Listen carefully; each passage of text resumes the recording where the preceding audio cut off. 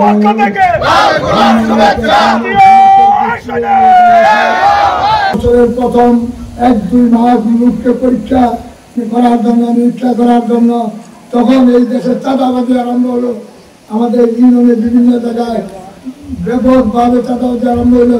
তখন বাড়িতে থাকেন দেখতে পাবেন অন্তত ডেইলি নির্বাচনী প্রত্যাশায় আমাদের নজর মুক্তি হয়েছে। সমাপ্ত সকল গোষ্ঠী বিদ্যারা ইউনিয়নকে আমি স্বাগতম জানাচ্ছি। থানায় কোনো লোক যেতে পারে না, সেখানে আমি 1 ঘন্টার ভিতরে মাটি ফেলে দিলাম। প্রমোশন হয় নাই, পরবর্তীতে উনি বাধ্যতামূলক ভাবে অবসর হয়ে এলাকা ব্যবসা করতেন ঢাকায়। এই মধুপুর ধানবাড়ির বিএনপির অবস্থা আপনারা সবাই জানেন। এই বিএনপি আমরা চাই না, আমরা জিয়া রহমানের বিএনপি চাই। মা বোনেরা এবং ভাইয়েরা, আসসালামু আলাইকুম। কেমন আছেন সবাই? আমাকে সাংবাদিক জিজ্ঞেস করলো যে আপনি কি করতে চান। সংক্ষেপে যেটা বলছে, অনেকে যারা সামনে ছিলেন তারা শুনেছেন, যারা পিছনে তারা হয়তো শোনেন না। আমরা আসলে কি চাই, যেন আমাকে প্রতিদিন আগামীকাল কি খাবো চিন্তা না করতে পারে। অনেক সময় গড়ে গেছে, আজকে 54 বছর, স্বাধীনতার পরে 54 বছর, এখনো আমাদের চিন্তা করতে হয় আগামীকাল কি খাবো। জাতীয় নির্বাচন তো দূরের কথা, ইউনিয়ন পরিষদে, উপজেলা পরিষদে নির্বাচনে ভোট দিতে গেলে কিছু সন্ধ্যা গন্ডা বড় বড়িওয়ালা সামনে দাঁড়িয়ে থাকে, বলতো আঙ্কেল বা আন্টি আপনি তো দিবেন ধান নৌকাতেই ভোট, আমার সামনে দেয়। 31 দফার মধ্যে প্রথমেই তারেক রহমান সাহেব এই জিনিসটা নিয়েছেন যে আমরা মানুষের ভাতের অধিকারের সাথে সাথে ভোটের অধিকারটা ফেরত দেব, একটা সুন্দর নির্বাচন উপহার দিয়ে দেবো বাংলাদেশকে, বলছেন না? তাহলে এই সুন্দর নির্বাচন না দিলে ওনাদের আর মান সম্মান থাকে? আমি অবশ্যই করবই, যদি নাও লেখা থাকে, যদি নাও এমপি হইতে পারে, তাহলে কি ভালো কাজ করা যায় না? সবাই চাইলে করা যায় কিনা? কারণ তখন আমি একা গেলে কিন্তু পারবো না, আমাকে পাত্তা দিবে না।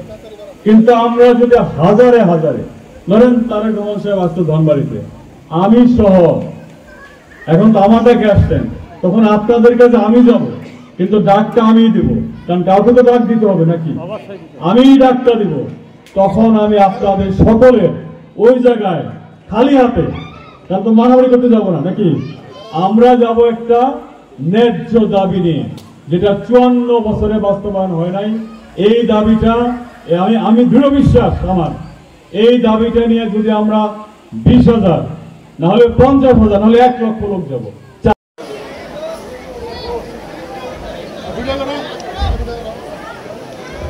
ধন্যবাদ। সবার আগে সব থেকে গুরুত্বপূর্ণ যে সম্পদ আমাদের, সেটা কি?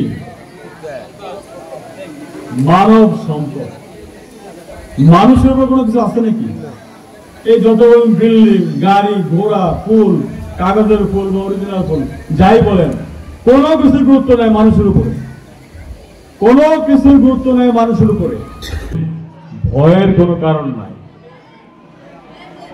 মানুষ, মজলুম মানুষ আমরা যেভাবে একত্রিত করতেছি, যেভাবে এই গরিব মানুষগুলা, এই লুঙ্গি পরা মানুষগুলো আমাদের পাশে দাঁড়াচ্ছে, কোন প্যান্টওয়ালা মাস্তান আমাদের সামনে দাঁড়াইতে পারবে না।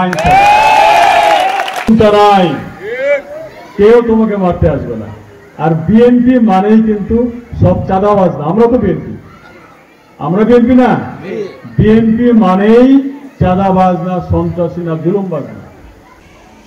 আরো অধিকতর শান্তিতে ঘুমাইতে পারে, এইটাই আমাদের প্রতিশোধ।